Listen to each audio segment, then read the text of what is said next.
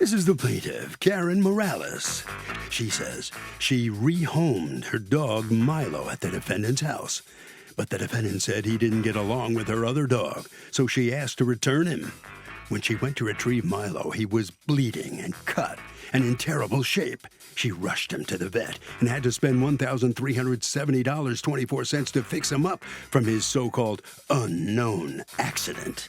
That's why she's suing.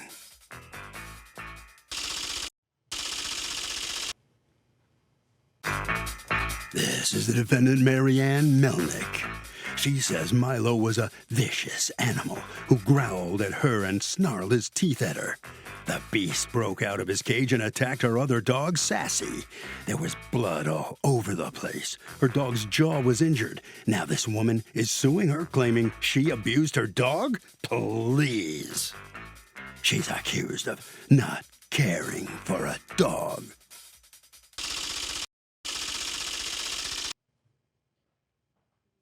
All parties, please raise your right hand.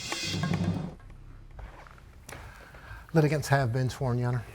Thank you, Douglas. You're welcome. All right, Ms. Morales, you are suing Ms. Melnick for $1,370.24 that you say she owes you for damages to your dog while in her care. Tell me what happened.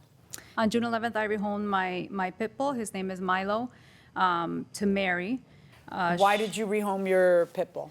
I rehomed him because he had a bite history.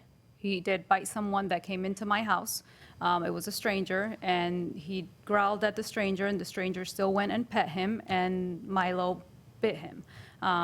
There was no suit or anything against me. Nobody sued me for anything. So after that, I had a trainer, and I just didn't have the time to take care of him. I have a multi-poo, and I had 2 kittens at that time, plus I have 4 children. So oh yeah, the children. And so it was just very hard. Who is the person with you? This is my sister. Okay. So it was very difficult for me to give him the time, attention that he needed. So I chose to rehome him. Did you mention the bite? Yes, yeah, I did. I actually called several shelters, and they wouldn't take him because of the bite. So I put him on Facebook in Rehoming, Connecticut, Rehoming Pets. I met a person named Wendy, and this person led me to Mary because Milo met Wendy and he growled at her husband, so that didn't work out. So Wendy reached out to me and said, hey Karen, there's a friend I have that has experience with pit bulls.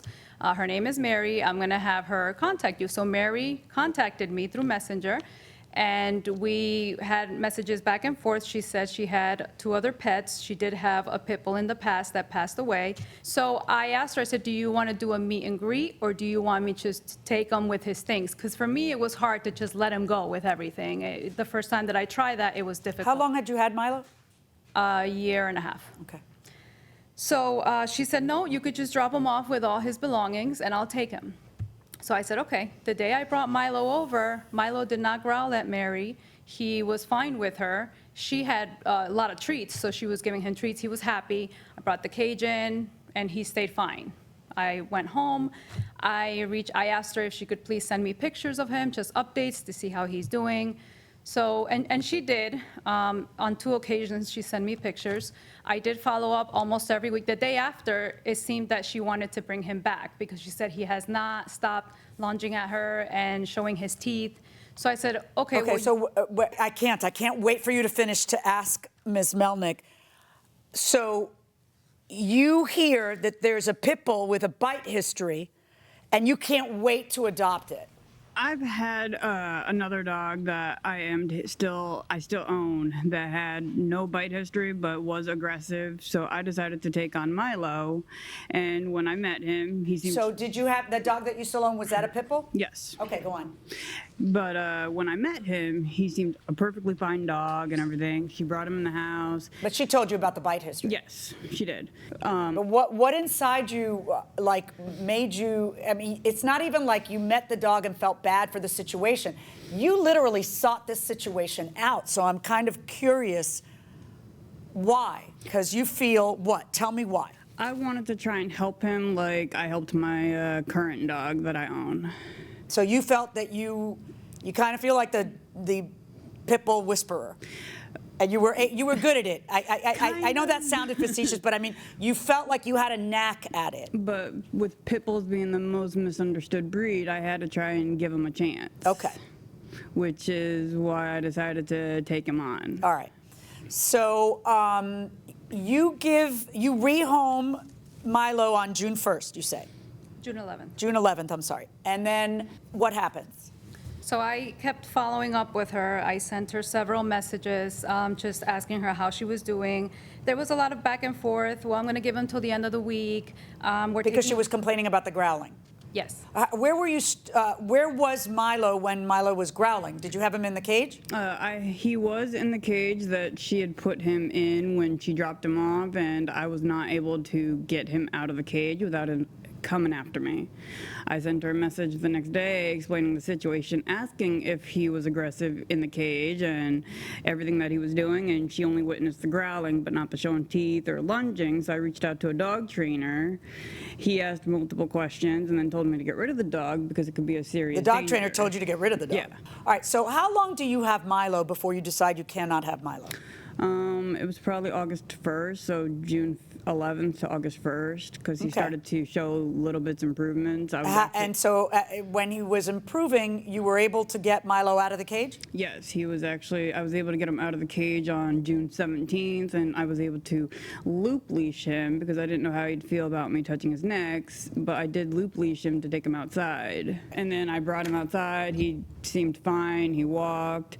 He did growl a little bit while he was in the dark, and then I brought him back in. He seemed fine, and after that, he just wasn't really growling at me anymore. Okay. I was able to let him out, roam the living room. Okay. So you have the dog almost 2 months, like a month and more than a month and a half, and then what happens? My current dog, she ended up becoming paralyzed. Is this the pit bull? Yeah.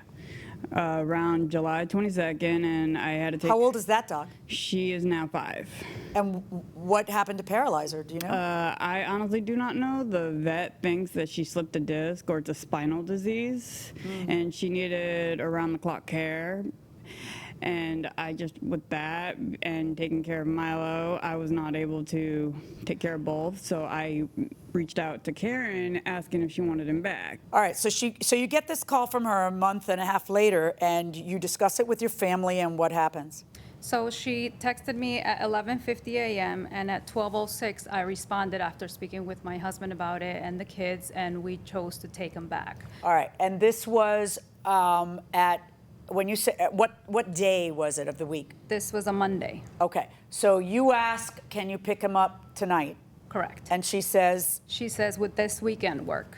Right. First she said, would this weekend work? And I said, well, my husband is not working this week, so can I go tonight? And she said she was in Rhode Island, so it would be better in the morning. So I picked him up in the morning on Tuesday. And you actually get a text sent to you at 5-something in the morning. Correct. Boy, you should have let her pick him up that night, but you couldn't because you were doing what? I was picking my boyfriend up from work. In Rhode Island? Yes. And you didn't get home until what time? It was about 12:51 a.m. And what did you find when you got home? A horror scene, it looked like. Plaintiff says she left her dog with the defendant, and when she got him back, he looked like he was bleeding and injured badly. She thinks it was hit by a car. The defendant says the plaintiff's dog attacked her old and helpless dog, and a huge fight ensued. Let's listen. My dog that's paralyzed and supposed to be in a confined room was in the closet with her face all cut up and bloody. There was blood on the walls. My bedroom door was wide open when I know I closed it and locked it. The bottom of the door was chewed. My gate was broken. Milo was out of his cage and just standing on the couch. Was Milo injured? When I saw him, I didn't see no visible marks, but when I got in there, he had some bite marks on his lip and a swollen jaw and a gash on his shoulder blade. And where was your other dog? She was laying in the closet. That's not normally where she is. That's usually her spot. Oh, she does like the closet. Yeah. All right, so she's in the closet and she's bleeding? Yep. All you see is like her face is just tore up. The first thing you notice is blood on her face. Did you take pictures of this stuff? Yes. Good Lord, what is this? That is my bedroom door. Did it look like that when you left for the night? No. My bedroom door looked perfect. So how did Milo get in? If it was locked, like how did he, what's going on there? Well, Like how? once you, since he chewed it, all you have to do is like push the Push it. bottom part in, and my door pops right open now. The brown part that I'm Yeah. looking at. Yeah, the brown part. Is this Milo's cage? Yep, that's the third cage I had him in. Are these pictures taken the night of the event or when afterwards? When I got home, I started to take pictures of everything the best I could. This is who? This is Milo? That's Milo and the swollen part and the gash. So you go pick up Milo and what happens? Oh, well, first you get the text from her. And in the text she tells you, She says, Milo somehow got out of his cage and got into my closed bedroom where my paralyzed dog was, and he attacked her, and he has a little bit of cuts, and my other dog took the worst of it and got more cuts and bites because she can't defend herself. So I said, I am sorry to hear this. I will be there close to 11. And okay. I And arrived. then you go, and what happens? So when I arrived, she said to me, I'll bring him out. So I arrived. He hears my voice. He growled for a little bit. The door was closed. He growled for a little bit. She opens the door. He comes out. He sees me. He gets happy. He sees my husband. He gets very happy. And then her boyfriend brings out the cage and his belongings. I even said to Mary, I said, I'm sorry this has happened, but, would you even consider, like, watching him if we ever go on vacation, to take care of him? I don't understand either one of you at all. Like, the last thing I want to do with my dog or the dog, if she's handing me Milo and Milo's been mauled, the last thing will you take care of my dog when I go on vacation? Or if someone says, I'll tell you what, I got a 1-year-old pit bull I got to get rid of, even though my kids love him, because of one bite, I would probably say no to that. And I would probably not think of having her, I don't, okay. All right, so you tell her, hey, lovely knowing you, and I would love to have you dog sit. And what happens? Right. I did not realize or notice the severity of his wounds until we got in the car and drove off. It was an hour drive. I only saw the cut on the back. And then as I walked him into the car and my husband had him in the back, the odor was very strong. It was a very bad odor. He was very dirty. And then he noticed the jaw, the side of the jaw, of his jaw.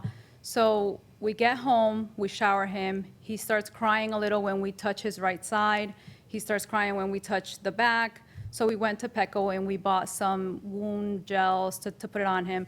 I talked it over with my husband. I said, it looks infected. I don't think we're going to be able to, take care of him here in the house. So the next day, we brought him to the ER vet clinic in East Hartford, and the doctor there said that he thought his wounds looked like a car hit, like a car had hit him, because he had Do you have that in writing from the vet? I have a video. I don't have that in writing. I just You have have the a bill. video from the vet? I have the video that my sister took when he said that he looked like he was hit by the car.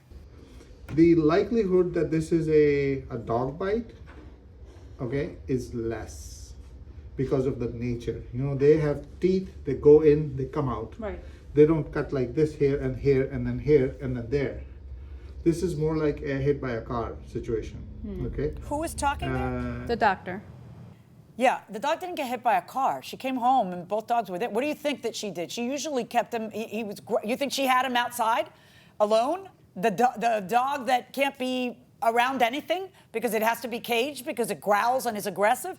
You think that lady, who's like a bleeding heart for pit bulls and their misunderstoodness, that she let him out and he got hit by a car and then she put him back in and then lied about it?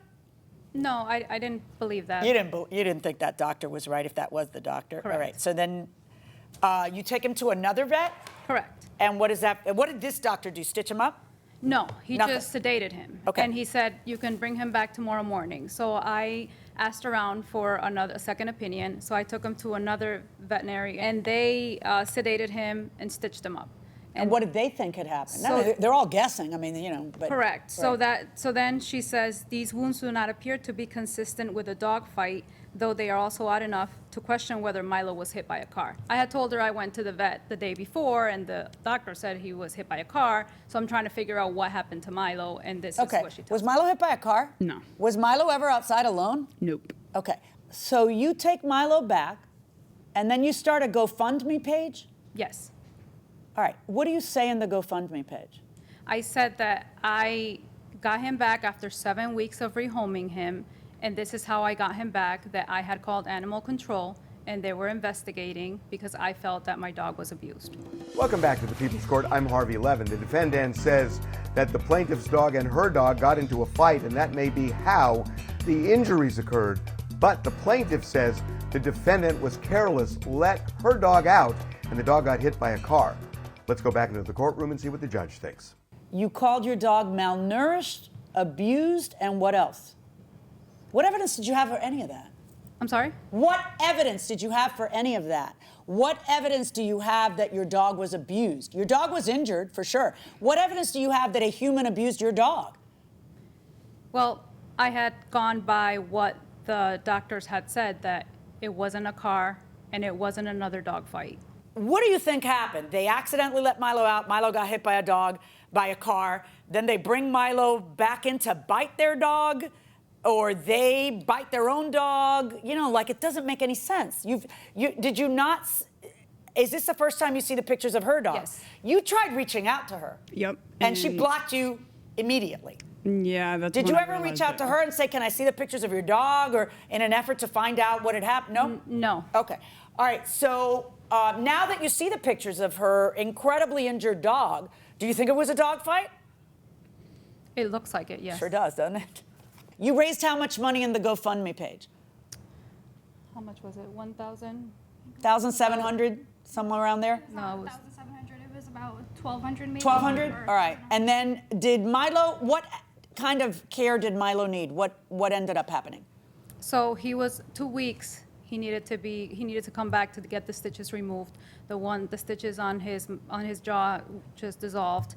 And then after that, they saw him and recommended a trainer, you know, to make sure that he is going to remain in my home. And so I've been using a trainer at least weekly to just make sure that we're, Has that been helping out? yes, tremendously. Okay. So your theory on why you are here is you want to be recompensed for Milo's vet visits, aspirin and wound gel, suture remover, amoxicillin, and what was the dog food? I sent her a bag of dog food during the middle of And all this. But you sent that out of the goodness of your heart. Why would Yes. she have to pay you for that? Well, because I felt that she had abused my dog. And Okay. anything that I gave to Milo should be returned to me. Okay. Here's the thing. When all this happened, Milo wasn't your dog. You see, she's not a dog sitter. She was Milo's owner when this stuff happened. And then she reached out to you, or actually before it happened, she reaches out to you, says, I can't keep him. I got too much on my plate. I got a paralyzed dog now, and blah, blah, blah. And then you're, okay, I'll pick him up tomorrow. You know, he's yours when she returns him to you. But aside from that, the only evidence I have is Milo got out of his darn cage and attacked the paralyzed dog. I have no evidence that she abused the dog or he abused the dog. Not only that, she's just not she doesn't read like that kind of person when she's the one who wants to bring the difficult dog no one wants into her home. She was trying. She even kept him after he was growling at her. Okay, baby steps. It's getting a little bit better. Let's see how it goes. She kept trying and kept trying. That's the person who abused your dog? Come on, you got zero evidence of that. I'm ruling in favor of the defendant. All right, both sides, hold on right there, please. So the plaintiff fails to prove her case. She does not collect any money from the defendant. Ms. Morales is on her way out of the courtroom. Let's find out what she has to say. Ms. Morales, what are you thinking right now? I'm a bit bummed out, honestly. But, you know, I'm glad that Milo's back in my care now, and he's doing much better with me and the training that he's going to get. All right. Well, listen, for heaven's sakes, good luck. All Thank right? you.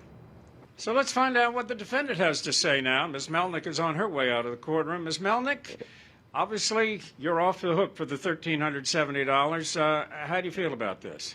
I felt pretty good about the outcome. I was unsure of why she was trying to sue me to begin with, but I'm happy with the outcome. All right. Well, listen, good luck to you, and I hope Sassy recovers Thank you. very, very nicely. All right. Thank you very much. Okay? All right. Well, it's a sad story, but what do you think, Harvey? What's your reaction? Well, Doug, we've talked about it before. Photos can make or break a case, period. I put in an application for an apartment and gave them a $500 deposit to hold the place. They refused to give me my deposit back. Can I sue them? This is what we call a holding deposit, not to be confused with a security deposit. And especially in areas where apartments are in high demand, you've got this issue where a landlord who's going to rent the apartment wants to do a background investigation, do a little checking, etc., maybe have an application that's a little complicated and requires some references to be filled out, and they don't want to take the apartment off the shelf when you walk in and say, I think I want to rent it, I'll take it, right? Because you haven't signed a lease yet, etc. And there's this period of time, it might take a week or a few days, where both parties have an incentive to get in a pre-lease agreement called a holding agreement, let's say. And in this circumstance, are they going to get it back? Well, that depends on what happened and why they didn't get the apartment, I suppose. What do you think? I think that one guy just said to the other, I'll give you $500 to hold it. Right. And the guy says, So you all don't right. think there's a detailed agreement? No, so I give you $500 to hold it. And the guy goes, okay. Right. And then a few days later, he said, change my mind, I want it back. He goes, yeah, but I held it. That's what it's for. I mean, when you put a deposit, this is no different than any other deposit. Deposits are presumed non-refundable unless you have something that proves that it was supposed to be refundable. Right. You have that in writing somewhere, or you could, because the default position is they're non-refundable. That's the whole idea. You're making me take it off the market while you're thinking and before you pay. But So, there are some states or municipalities that have laws that actually cover this, like a holding deposit, and whether a landlord either can way, keep you it. don't get it back. But, I mean, the bottom line is one way or the other. Do you get it back? Well, some states would require a landlord to show that they actually suffered a loss. But if you had the thing off the shelf for a week, You suffered a loss. you That's suffered all a you gotta loss. show, And usually the amount is exactly like this person says, around $500, maybe $300 to $500, which is about a week's worth of rent, which is about how long the place will be out of commission, probably, while you're haggling back and forth trying to The secure bottom line is, yes, this is America. You can sue anybody for anything. Are you going to win? No. So you'd say they got a long shot. Right. I don't think they have any shot. But. All right.